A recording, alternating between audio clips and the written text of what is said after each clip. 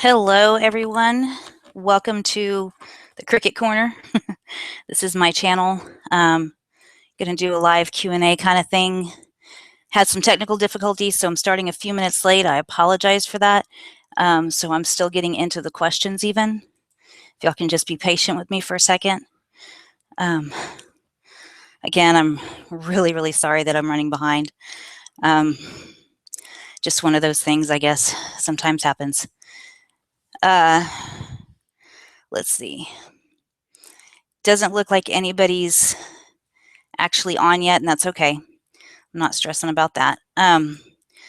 Okay, so let's get started with some of the questions that have been asked. Like I said, I'm still getting things kind of going. While I'm pulling up videos and stuff, let me just explain to you guys what happened. Supposed to have my scans yesterday. That ended up not happening because I got in a wreck on the way there. Now I'm okay. I didn't get hurt. The other person wasn't hurt, but did have some damage to my car. Long story short is that it just kind of feels like I don't know, just feels like more to pile on, to be honest. But it is what it is. There's not much I can do about it now, other than work on getting my car fixed. So that's what I'm going to have to do, and that's where we are. So that being said, like I said, I'm okay. No real damage or anything like that other than the car. I do have a good friend that's a mechanical engineer, and he said he's willing to do what he can as far as repairs and things of that nature. So I don't have to pay for, taking it into a shop, which is really cool. It's really awesome that people step up like that when you need it. But that means my scans had to get rescheduled. So I will have them on Thursday, and the doc follow-up will be on, I believe it's Tuesday, either Monday or Tuesday. Good evening, Wes. So that's where we are right now. As far as my scans go, really, like I said, not much I can do about it. Kind of have to go with the flow. The car is drivable, so no worries there. What happened was basically I drive a standard, and my foot, I went to accelerate and my foot slipped off the brake really fast, and I ended up slamming on the gas and right into the person in front of me, which is kind of funny, to be truthful, because I've been driving a standard like my whole life, basically. I learned to drive a standard when I was a child, so it was kind of weird. Anyway, so let's get to some of these questions. Okay. I'm going to do the questions that have been left in the chat, the previous post first, then I'll go through any new questions in the chat. Just makes it easier on me to do it that way. Okay, how would you donate teddy bears to the Children Cancer Ward? That is a great question. The thing is that each hospital or each clinic or wherever you're thinking of donating has different rules. Like one of the hospitals here says that it has to be shipped directly from the manufacturer. Another one says that you can drop them off in unopened packaging, like, the original box and stuff. Another one says you can just drop off used ones as long as they're in good condition, things of that nature. So wherever it is you're thinking of donating, you have to check with them. But if you go in and specifically say it's for the Children Cancer Ward, they'll help you with that. Oh yeah, another thing, there were some questions that were asked of me that didn't have really anything to do with this. I'm going to do that in a separate video. I kind of want to keep the cancer stuff separate from the other questions, just FYI. Okay, so do I have a driver to get me back and forth to the hospital for my treatment? Yes, I can have one. My insurance does provide that for me. I think it's a 24-hour notice or something like that, that I have to give them. But as long as I'm feeling well enough, I don't mind doing it myself. I don't want to take up the space from somebody who really can't drive themselves. So I'm hearing a little bit of an echo on my side. Can somebody let me know if you're hearing that too? Just let me know in the chat if it's coming through. if I'm coming through okay. I want to make sure, because that was one of the problems I was having, was sound issues. But anyway, back to the question. So yeah, I could have somebody drive me. I choose not to unless it's needed. I might for tomorrow just because of getting in the wreck yesterday. I don't know. We'll see how I feel tomorrow. Or I'm sorry, on Thursday. Every insurance, thank you, Wes. Thank you for providing that for me. Every insurance provides some sort of connection for that kind of stuff.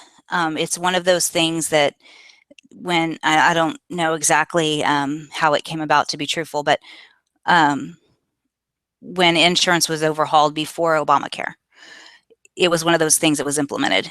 If somebody is disabled or whatever reason can't drive themselves to treatment, they need to have a way to get there. So every insurance offers something.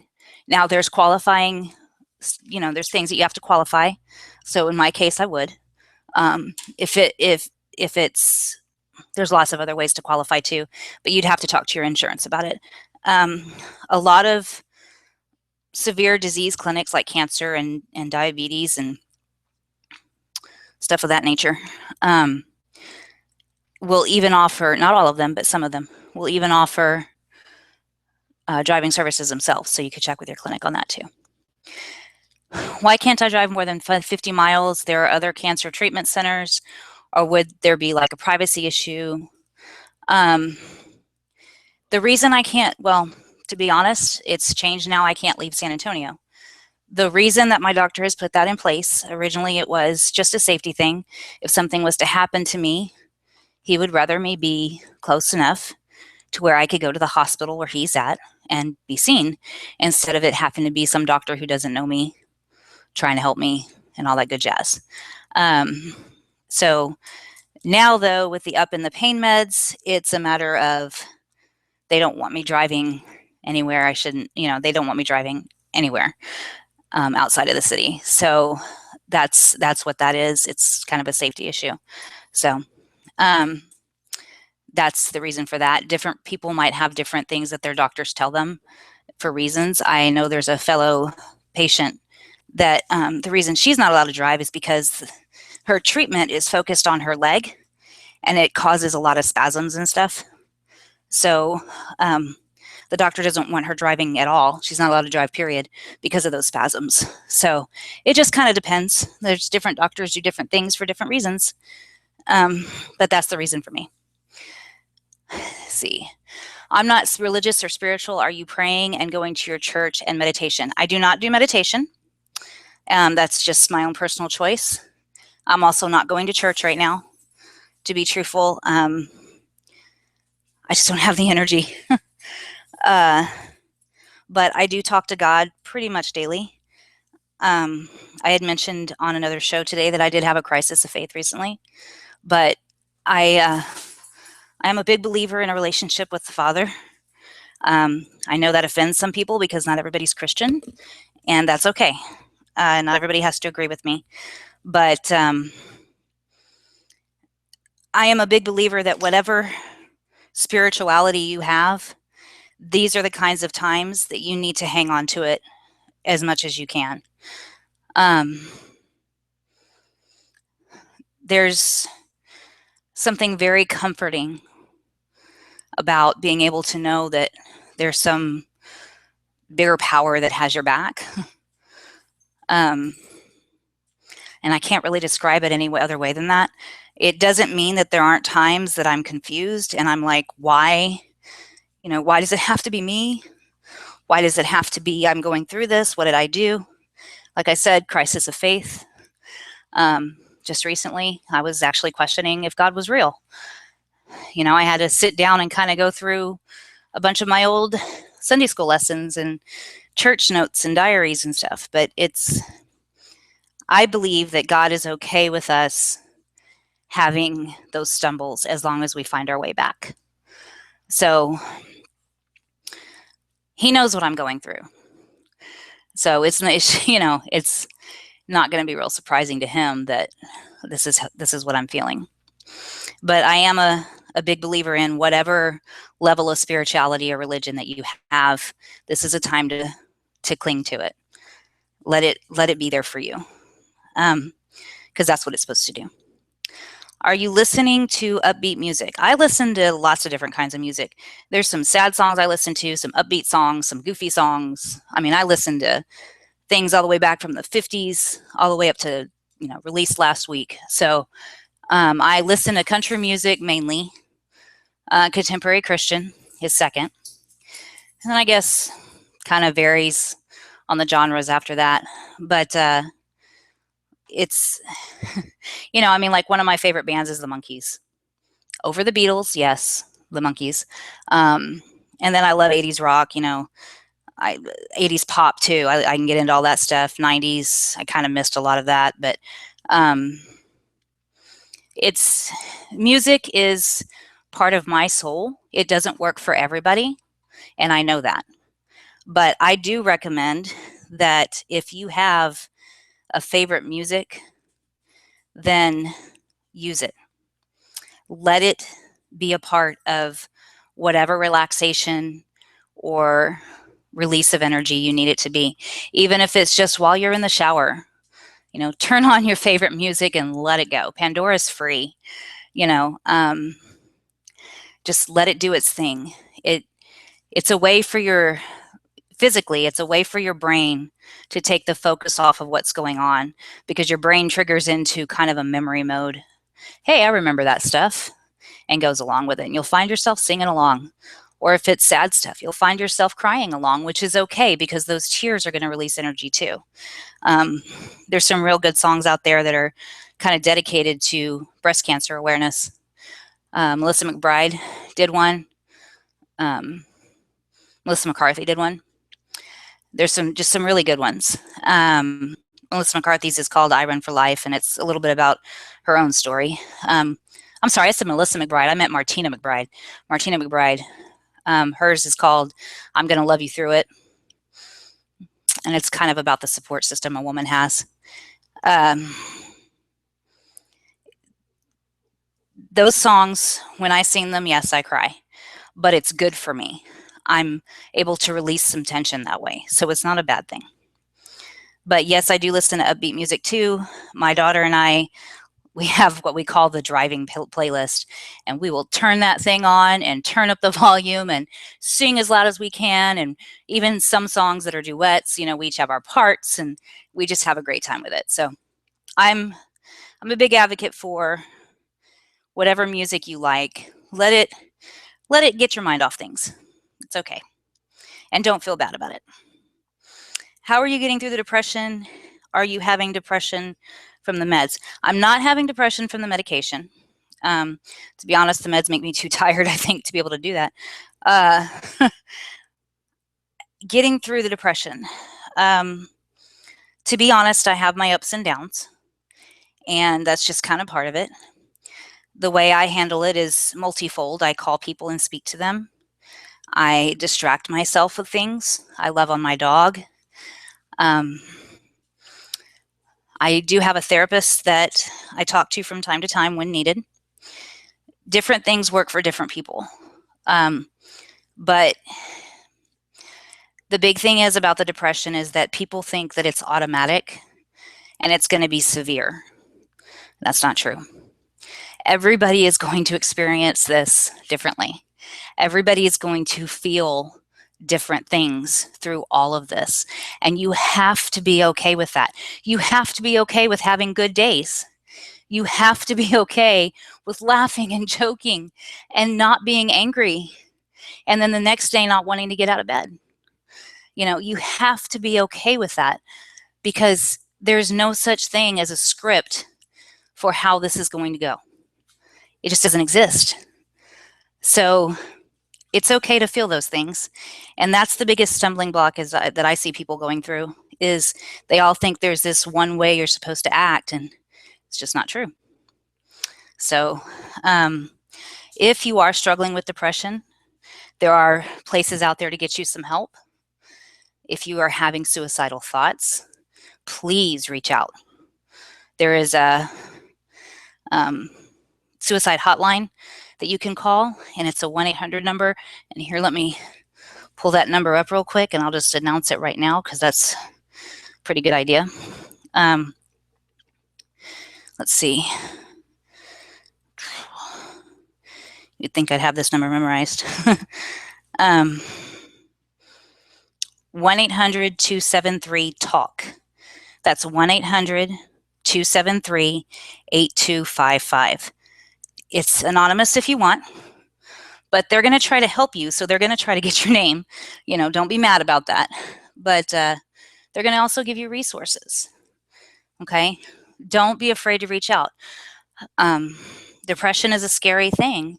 And depression is one of those things that people don't realize they're in until someone tells them. That's just the nature of the beast.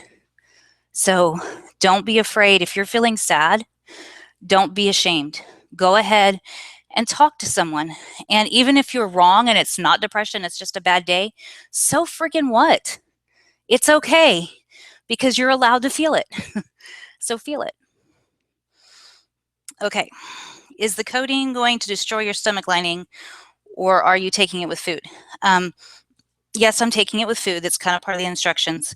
As far as destroying my stomach lining, as long as I eat when I take it, I should be fine. Drink plenty of water, all that kind of jazz. You know, there's been a couple times, like in the middle of the night, when I've skipped a meal or skipped eating.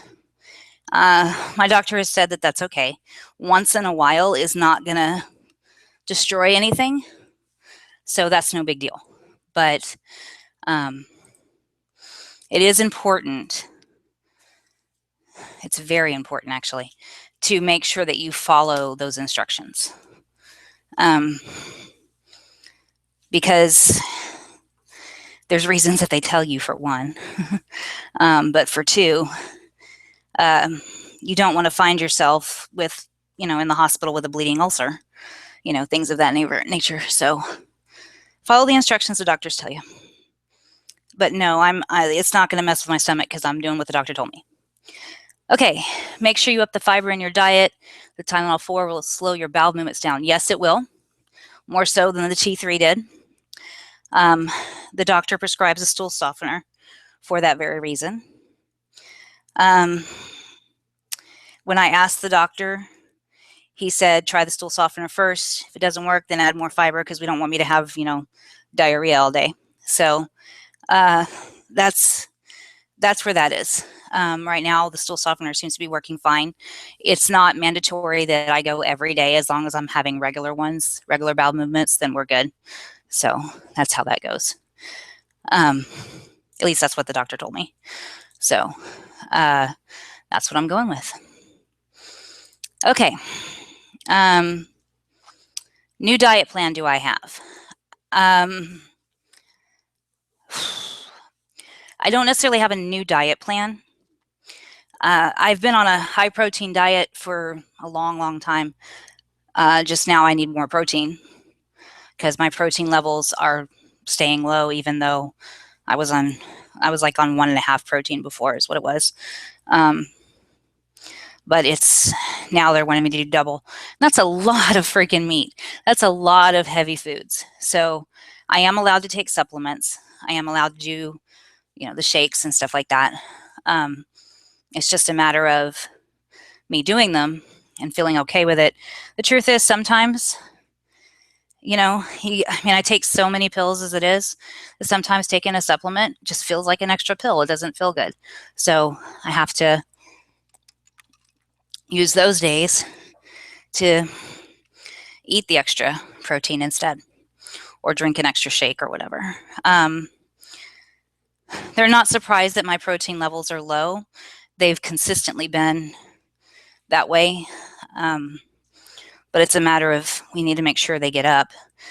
So I'm sure when I go get my scans, we'll do some more lab work and see where they're at now. But I don't know what my last lab results were a couple weeks ago, to be honest. But, you know, we'll figure it out. So no, I don't really have a new diet plan. I will say this, a lot of cancer patients do have to increase their fiber and protein. That is true for a lot of us. The fiber, obviously, because of digestion. because pain med's standard for cancer patients. Just depends on what you need. As far as protein, it's just because those cancer cells eat it up faster than you think. So that's just kind of how that goes. And so a new diet plan isn't necessarily the way to look at it, but a lot of people think that all of a sudden you have to become vegan or vegetarian. I'm gonna tell you right now, my doctor, all of them, all my nurses, both my PAs have said, no, you don't want to be vegetarian because I need the protein. And what's one of the best ways to get protein? It's with meat. There are lots of studies out there that say red meat is a problem. There's also just as many studies that say it's not. So talk to your doctor, see which one feels best for you. If you were a vegetarian before cancer, there's no reason to stop being one, but you're gonna need to figure out how to up whatever is missing in your diet, okay? Does living under high power lines increase the chance of cancer or eating from the microwave or McDonald's food? To be honest with that question, some of that is crap and some of it isn't. You know, there's all these studies out there that talk about the radioactiveness of a microwave, but what's put out is so minimal that you literally would have to be like inside the microwave for like 6 days straight to mutate at the highest level, you know, to mutate, like to even start to mutate one cell. Can you imagine that? Just think about that. I mean, literally 24/7 for a week on the highest power. And that might not even be right. It might be longer than that. I know my doctor said that microwaves do not cause cancer, that's junk science. He said, as a matter of fact, radiation is basically being inside a big microwave. So, you know, take that for what it's worth. The McDonald's food thing, that comes down to a lot of preservatives. Preservatives are bad. We all know that. But that doesn't mean that they're the reason that cancer came around. You have to be smart in your food choices. Preservatives tend to be more about obesity and weight gain. And the obesity is linked to a higher chance of cancer, not the preservatives themselves. So yeah, living on McDonald's food can do it, but it's because it leads to obesity, which leads to cancer, not the direct link. So that's how that goes. The high power lines thing, I did some research on that, and I found a lot of mixed answers there. So I'm going to do some more research on that, and I'm going to talk to my doctor next week and see what he thinks. Because honestly, the stuff I found, it was very mixed. And I mean, I'm talking empirical studies and, you know, all kinds of quantified tests, and it just, there was a lot of mixed answers there, and I don't want to say yes or no either way until I speak to somebody who can explain it to me a little better. So I will get back to you with an answer on that one. So that's how that goes. Now, that is all the questions that have been asked. Let's see. Oh, look, we already have a troll. That Dave Phelps that says I have a disease dripping out of me. That's not the real Dave Phelps. Everybody please go in and block that person. And report them if you can. Hi, Sean. Thank you for joining. I'm going to say this to the fake Dave Phelps. That shows the kind of person you are, that you think this is the kind of forum to try and be that disgusting. It's pretty pathetic on your part, to be honest. So I think you really need to rethink about what your message is that you're trying to express, if that's the kind of way you're going to be. So just want you to know that. And they are blocked. So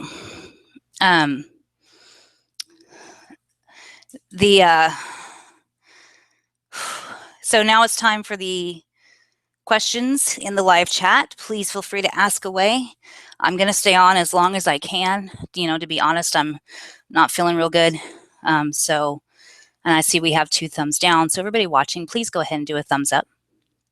I'd appreciate that. Go ahead and ask your questions in the live chat and I will answer them. Let's see what we got going on here.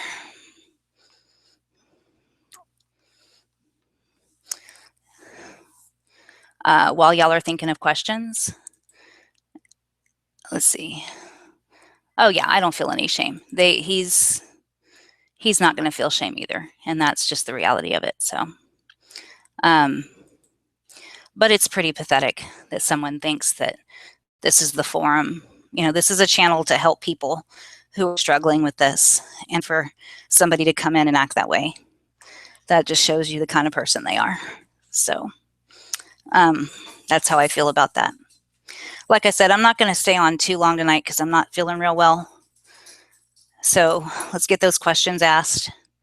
If you can't think of any, you know, we can always do like I do every show and just put them in the comments and I can answer them next time. But I hope I answered your questions so far. And if I'm not doing a good job of answering your questions, please let me know that. I don't want you guys to walk away from this feeling like I haven't answered. So please let me know if that's what happens. Okay. No shame in that.